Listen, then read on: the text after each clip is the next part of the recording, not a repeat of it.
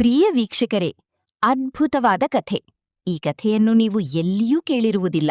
ಅದ್ಭುತವಾದ ಕಥೆ, ಒಂದು ಸಂದೇಶವನ್ನು ಹೊಂದಿರತಕ್ಕಂಥ ಕಥೆ. ಈ ಕಥೆಯಲ್ಲಿ ರಹಸ್ಯವಾದ ಮಾಯಾಜಾಲವಿದೆ. ನೀವು ಕೇಳಿ, ತುಂಬಾ ಚೆನ್ನಾಗಿದೆ. ವಿಡಿಯೋ ಪಾಸ್ ಮಾಡದೆ ಪೂರ್ತಿಯಾಗಿ ಕೇಳಿ. ಕುತೂಹಲಕಾರಿ. ಪೂರ್ತಿಯಾಗಿ ಕೇಳಿದ ಮೇಲೆ ನೀವೇ ನನಗೆ ಹೇಳುವಿರಿ, ಅದ್ಭುತ ಕಥೆಯಿಂದ ಎಂದು. ಒಂದು ಕಾಲದಲ್ಲಿ ಅರಳಿಹಳ್ಳಿ ಎಂಬ ಹಳ್ಳಿಯಿತ್ತು. ಆ ಹಳ್ಳಿಯಲ್ಲಿ ಎಲ್ಲರಿಗೂ ಒಂದು ವಿಚಿತ್ರ ಭಯ ಇತ್ತು. ಹಳ್ಳಿಯ ಮಧ್ಯದಲ್ಲಿದ್ದ ಹಳೆಯ ಗಂಟೆ ಮನೆ ರಾತ್ರಿ 12 ಗಂಟೆಗೆ ಸ್ವತಃ ಗಂಟೆ ಹೊಡೆಯುತ್ತಿತ್ತು.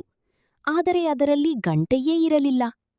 ಜನರು ಹೇಳುತ್ತಿದ್ದರು, ಅಲ್ಲಿ ಹೋದವರು ಹಿಂದಿರುಗಿ ಬಂದರೂ ಏನೂ ಬದಲಾಗಿರುತ್ತಾರೆ.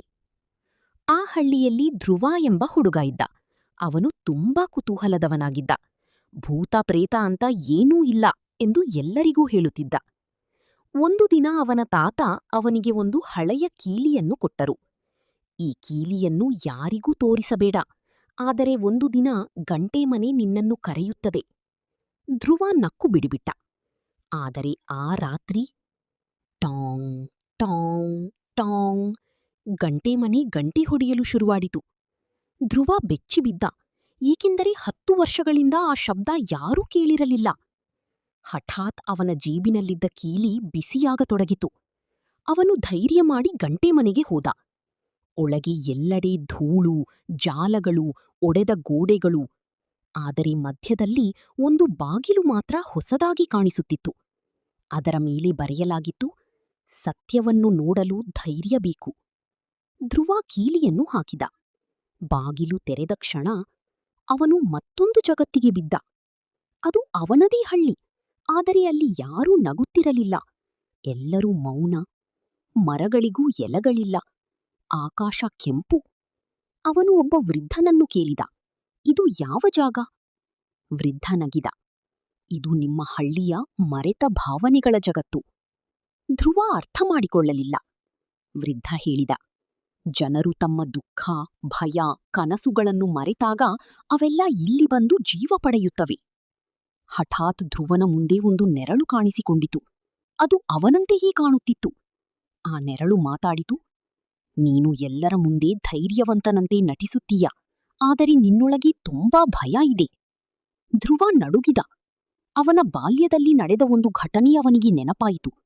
ಒಮ್ಮೆ ಅವನ ಸ್ನೇಹಿತ ನದಿಯಲ್ಲಿ ಮುಳುಗುತ್ತಿದ್ದಾಗ ಅವನು ಭಯದಿಂದ ಸಹಾಯಕ್ಕೆ ಓಡಲಿಲ್ಲ.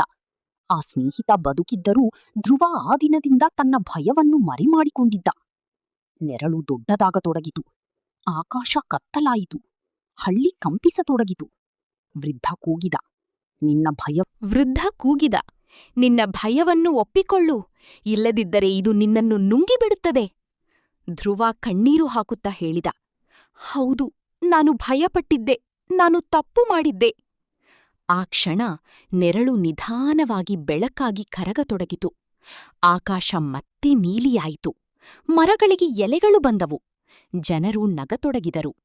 ವೃದ್ಧ ನಗುತ್ತಾ ಹೇಳಿದ, ತನ್ನ ಭಯವನ್ನು ಎದುರಿಸಿದವನೇ ನಿಜವಾದ ಧೈರ್ಯಶಾಲಿ. ಧ್ರುವ ಮತ್ತೆ ಗಂಟೆ ಮನೆಯೊಳಗೆ ಕಣ್ಣು ತೆರೆದ. ಬೆಳಕಿಯಾಗಿತ್ತು.